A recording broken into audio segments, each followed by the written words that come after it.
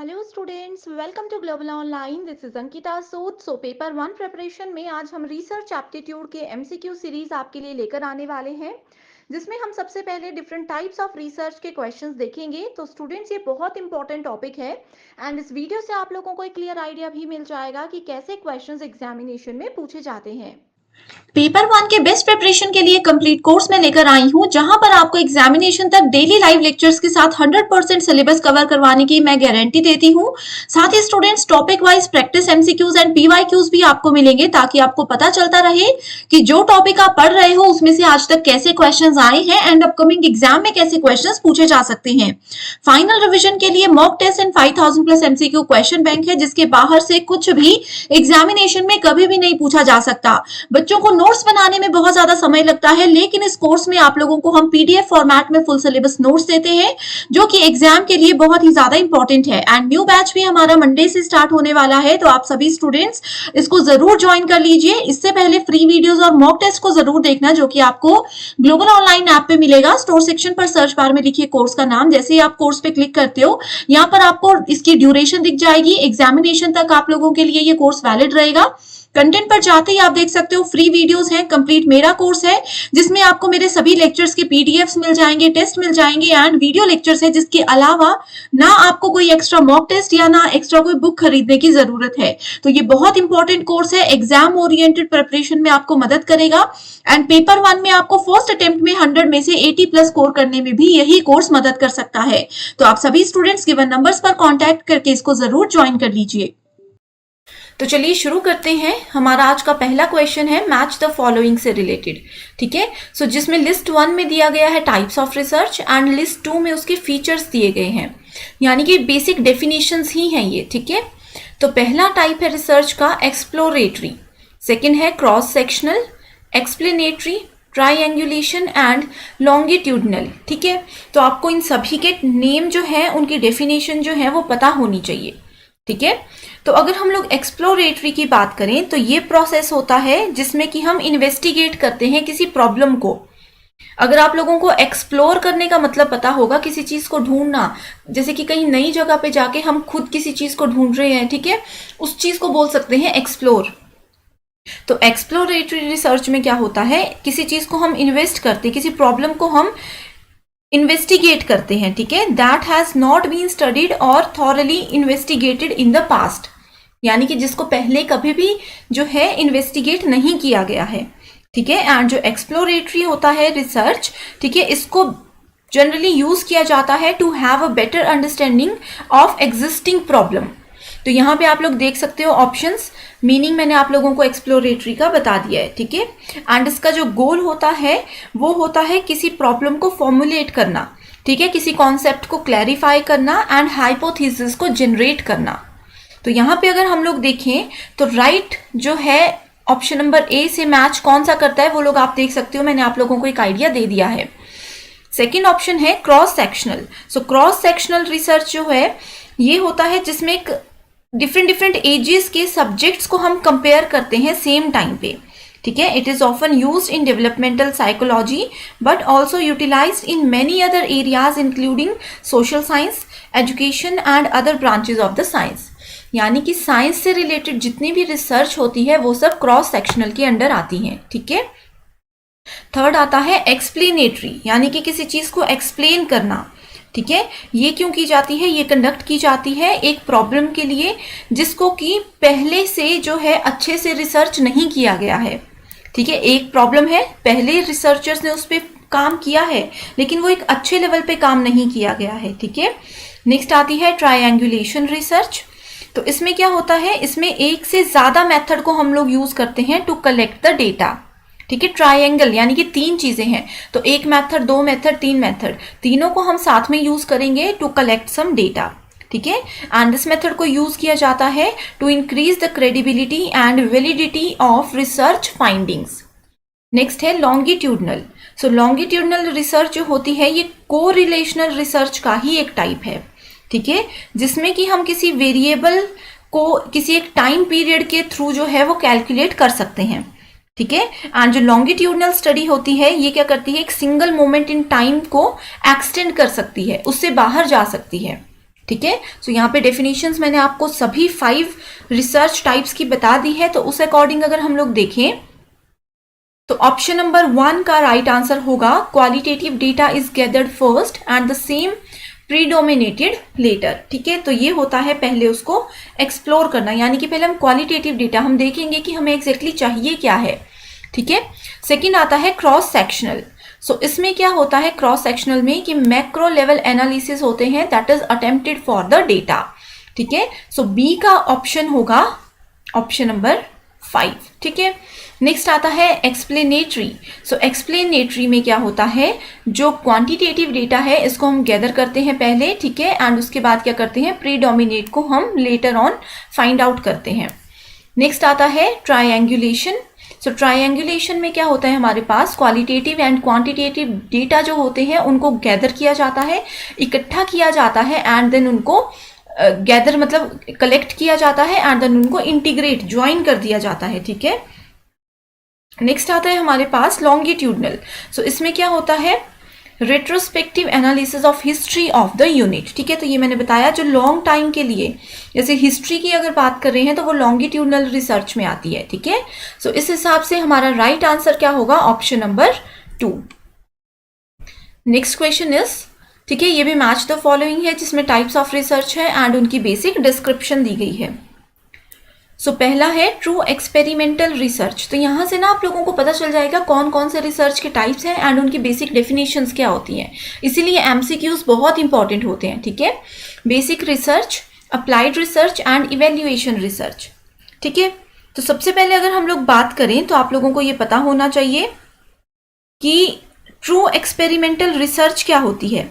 ठीक है, सो इसको बेसिकली डिजाइन किया जाता है for establishing cause and effect relationship between 2 और मोर वेरिएबल्स।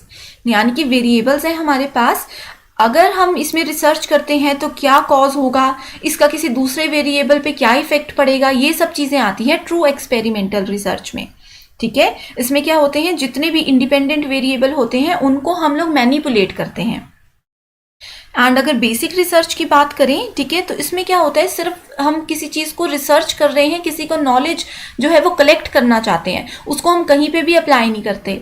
अब कई चीज़ें आप लोगों ने देखी होगी, हम लोग इंटरनेट पे सर्च करते हैं, बस सर्च करते हैं एंड दैट्स इट, उसको कहीं पे हम अप्लाई नहीं करते, तो वो होती है बेसिक रिसर्च। नेक्स्ट आता है हमारे पास अप्लाइड रिसर्च, यानी कि हमने नॉलेज तो कलेक्ट किया ही, साथ में हमने उसको अप्लाई भी किया। ठीक है, तो वो कुछ भी प्रोसेस हो सकता है। ठीक है, नेक्स्ट आता है इवेल्युएशन रिसर्च। ठीक है, तो ये क्या है, ये अप्लाइड रिसर्च का ही एक टाइप होता है। ठीक है, जिसमें कि हम इवेल्युएट करते हैं on the basis of some real life scenario. जैसे कि बड़ी बड़ी ऑर्गेनाइजेशंस होती हैं, उनमें कोई प्रॉब्लम आ जाए तो किस तरह से उसको इवेल्युएट करना है, वो सब चीज़ें इवेल्युएशन रिसर्च के अंडर आती हैं। ठीक है, तो यहाँ पे राइट आंसर है हमारे पास option number 3, that is A का अगर 4th है ट्रू एक्सपेरिमेंटल रिसर्च। ये क्या होता है cause effect relationship between manipulated conditions and measured outcomes. तो जहां पे भी कॉज एंड इफेक्ट की बात होती है, मैंने आप लोगों को अभी बताया। ठीक है, नेक्स्ट है बेसिक रिसर्च, यानी कि concern with theory building and explaining natural phenomenon. सिर्फ हमने थ्योरी कलेक्ट की एंड उसका जो नेचुरल फिनोमिनल है उसको एक्सप्लेन किया, उसको यूज कहीं नहीं किया।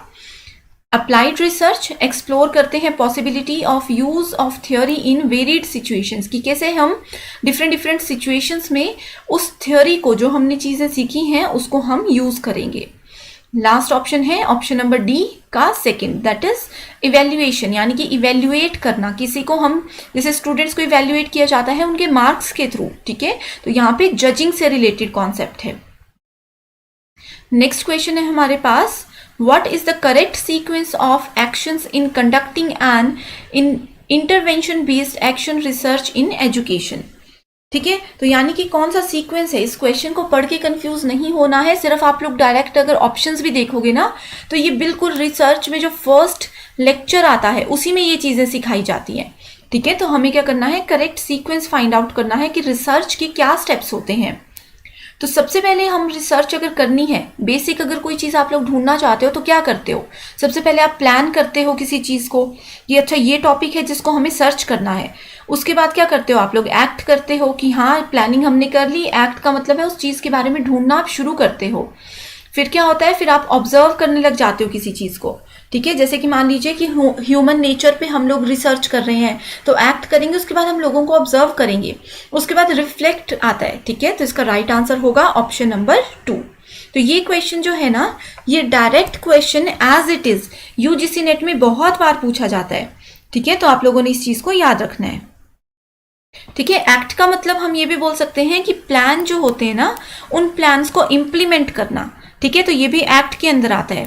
जो ऑब्जर्व होता है ये होता है एक सिस्टमैटिक प्रोसेस, रिफ्लेक्ट होता है कि कैसे हमने उसको यूज किया, ठीक है।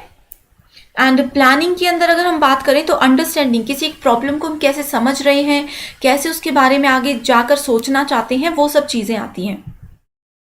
सो नेक्स्ट क्वेश्चन है हमारे पास, a non government organization conducted a study in a gram panchayat to see the impacts of campaign approach on enrollment and retention of rural elementary school children, this is an example of. तो अब इस question को देख करके maximum students डर जाएंगे कि ये पूछ क्या रहे हैं, कई बार नहीं क्वेश्चन समझ आते। तो आपने सिर्फ ये ध्यान रखना है कि एक स्टडी कंडक्ट करवाई गई है गवर्नमेंट के द्वारा, कहाँ पे करवाई गई है, पंचायत में करवाई गई है। यानी कि इसमें क्या हो रहा है, स्टडी हो रही है हर एक गांव की पंचायत में। यानी कि ये क्या कर रही है, जो रिसर्चर्स हैं वो फील्ड में जा रहे हैं। तो इसका डायरेक्ट आंसर हो सकता है field experiment, that is option number 4, ठीक है। तो इनमें कंफ्यूज होने की जरूरत बिल्कुल भी नहीं है। तो इसके अलावा आप लोगों को ये पता होना चाहिए कि डिस्क्रिप्टिव स्टडी क्या होती है। तो डिस्क्राइब करना किसी चीज को, यानी कि किसी चीज की डिटेल्स जो है वो एक्सप्लेन करना, ठीक है। ये क्या करता है, किसी भी स्टडी का नेचर या फिर उसकी कैरेक्टरिस्टिक्स की डिटेल हमें प्रोवाइड कराता है, ठीक है। या फिर जो स्टडी का फिनोमिना होता है उसको एक्सप्लेन करता है, ठीक है। दूसरा आता है हमारे पास field experiment. So field experiment जो है एक रियल वर्ल्ड सेटिंग है, जहां पे भी बताया जाएगा कि रियल वर्ल्ड में आम जनता के बीच में एक्सपेरिमेंट किए जा रहे हैं, रिसर्च की जा रही है, तो हमेशा फील्ड एक्सपेरिमेंट आएगा, ठीक है। एक्स पोस्ट फैक्टो, सो ये जो होता है ना एक्स पोस्ट फैक्टो, फैक्टो का मतलब है यहाँ पे फैक्ट, ठीक है। यानी कि फैक्ट के बाद कुछ काम हो गया, कुछ हम लोगों ने रिसर्च कर ली या कोई एक्शन हो गया, उसके बाद जो रिसर्च की जाएगी उसको बोला जाता है एक्स पोस्ट फैक्टो, ठीक है। यानी कि कुछ प्रॉब्लम थी, ठीक है, वो प्रॉब्लम पहले नहीं थी, अभी अभी प्रॉब्लम जनरेट हुई है, तो प्रॉब्लम जनरेट होने के बाद हम रिसर्च शुरू करेंगे, ठीक है। हिस्टोरिकल रिसर्च क्या होती है कि जो पास्ट में इवेंट्स हो गए हैं, ठीक है, पास्ट में जो भी प्रॉब्लम्स आई हैं, जो भी प्रॉब्लम्स फेस की गई हैं, उन्हीं को हम लोग फिर से जो है वो रिसर्च करेंगे उन पे। Next question is, according to G.G. Molly, the systematic and scholarly application of interpreted in its broader sense to the solution of educational research, ठीक है। तो ये भी बहुत ही ज़्यादा easy question है, ठीक है, बहुत ही ज़्यादा easy question है। यहाँ पे डायरेक्ट पूछा गया है inductive, deductive, scientific and discussion, ठीक है। तो सीधा पूछा गया है कि G.G. Molly ने systematic and scholarly application related to broader sense से रिलेटेड जो है वो क्या मेथड दिया है, ठीक है। तो इसका राइट आंसर होगा option number 3, that is scientific method. So इसमें जो एजुकेशनल रिसर्च होती है ना, ठीक है, डायरेक्टली एजुकेशनल रिसर्च से क्वेश्चन है, ये क्या बताती है, ये एक सिस्टमैटिक कलेक्शन होता है, ठीक है, या फिर सिस्टमैटिक एनालिसिस होता है किसी भी तरह के डेटा का related in the field of education, ठीक है। And G.G. मॉली ने इसके बारे में क्या बोला था, उन्होंने बोला था कि एजुकेशनल रिसर्च जो होती है वो सिस्टमैटिकल एप्लीकेशन होती है, किसकी, ये होती है साइंटिफिक मेथड्स की फॉर सॉल्विंग एजुकेशनल प्रॉब्लम्स, ठीक है। Next question is, ethnomethodology study is a philosophical approach, sociological approach, experimental study and analytical research.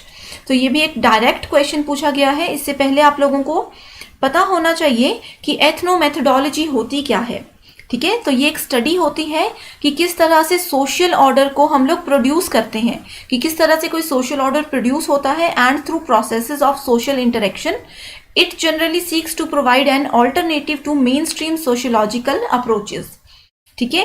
And जो इसमें इथनो की बात की गई है, इथनो का बेसिक मतलब होता है सोशियो या फिर सोशल कल्चर, ठीक है। जैसे कि कोई ग्रुप है, ठीक है, कम्युनिटीज होती हैं, उन सभी से रिलेटेड टर्म्स हैं ये, ठीक है। तो इसमें हमें सोशल से रिलेटेड जहां पे भी बात आती है, that means we are talking about sociological approach, तो अगर आप लोगों को एथनो का मतलब पता होता तो आप लोग इजीली इस क्वेश्चन को सॉल्व कर सकते थे। अगर आपको इसका मतलब ही नहीं पता तो आप लोगों के लिए क्वेश्चन बहुत हार्ड है। ठीक है, तो यही कॉन्सेप्ट्स हैं जो आपको याद रखने हैं। Next question is which among the following is in depth method of studying behaviour, यानी कि किसी पर्सन के बिहेवियर को डेप्थ में अगर हम स्टडी करना चाहते हैं तो उसके लिए कौन सा मेथड यूज किया जाएगा। ठीक है, तो पहला है clinical, experimentation, observation and survey method. ठीक है, तो क्वेश्चन नंबर 7 का राइट आंसर होगा हमारे पास clinical method. So clinical method जो होते हैं ये होते हैं फिजिशियन से रिलेटेड, जो कि डायग्नोज करते हैं डिफरेंट प्रोसेसेस को, डिफरेंट डिजीजेस को। ठीक है, तो अगर किसी स्टूडेंट के बिहेवियर को अच्छे से जानना है तो हमेशा क्या करेंगे, क्लिनिकल मेथड्स को ही यूज करेंगे। नेक्स्ट क्वेश्चन है a researcher intends to explore the result of possible factor for organisation of effective mid day meal intervention, which research method will be most appropriate for this study. तो ये भी एक direct question यहाँ पे पूछा गया है। ठीक है, तो यानी कि जो स्कूल है, ठीक है, यहाँ पे बोला गया है एक्सप्लोर कर रहे हैं किसको, result of possible factor for the organisation of effective mid day meal, यानी कि एक स्कूल में मिड डे मील से रिलेटेड कोई इश्यूज चल रहे हैं उसको हमें क्या करना है, रिसर्च करना है। तो उसके लिए हम क्या करेंगे, एक्स पोस्ट फैक्टो मेथड को यूज करेंगे, यानी कि मिड डे मील से रिलेटेड जो भी प्रॉब्लम होनी थी वो हो गई है, अब हम सिर्फ उसको क्या कर सकते हैं, उसको रिजॉल्व कर सकते हैं, तो होगा x post facto. Next is which of the following purposes demands action research. So action research से रिलेटेड यहाँ पे डायरेक्ट क्वेश्चन क्या है। ठीक है, सो पहला है developing a theory, writing a thesis, solving a classroom problem and next है टेस्टिंग अ थ्योरी। सो इसका राइट आंसर होगा ऑप्शन नंबर 3। तो यानी कि जहाँ पे भी एक्शन रिसर्च है इसका मतलब है कि हम उसको अप्लाई कर रहे हैं। ठीक है, तो क्लासरूम में जो प्रॉब्लम है इमीडिएट हम उसको अप्लाई करेंगे। एक्शन रिसर्च का मतलब होता है एप्लीकेशन, ठीक है, लेकिन इमीडिएट, तो क्लासरूम में ही एकदम से हम प्रॉब्लम को सॉल्व कर सकते हैं। नेक्स्ट है अगेन मैच द फॉलोइंग से रिलेटेड क्वेश्चन। सो इसमें बोला गया है experimental, historical, case study and ethnography. तो ये भी एक डायरेक्ट क्वेश्चन पूछा गया है। इसमें जो एक्सपेरिमेंट है, ठीक है, जब भी हम लोग एक्सपेरिमेंट करते हैं तो इस केस में क्या होगा, इस केस में हमारे पास डायरेक्टली हम उन एक्सपेरिमेंट्स को कंट्रोल भी करना जानेंगे, तभी उसको हम लोग अच्छे से यूज कर सकते हैं। दूसरा आता है हिस्टोरिकल। सो हिस्ट्री की बात जहाँ पे भी आ गई इसका मतलब है कि सिचुएशन जो है वो क्रिटिसिज्म से रिलेटेड है। ठीक है, नेक्स्ट है हमारे पास case study. So case study जो है वो इंटेंसिव सिस्टम से रिलेटेड होती है। नेक्स्ट है एथनोग्राफी। ठीक है, so ethnography is related to interpretative. ठीक है, तो यहाँ पे ये बेसिक सी टर्म्स हैं। सो आई होप आप लोगों को ये 10 क्वेश्चंस पसंद आए हैं। सो आज के लिए सिर्फ इतना ही। I hope you like this session. Thank you so much for watching this video.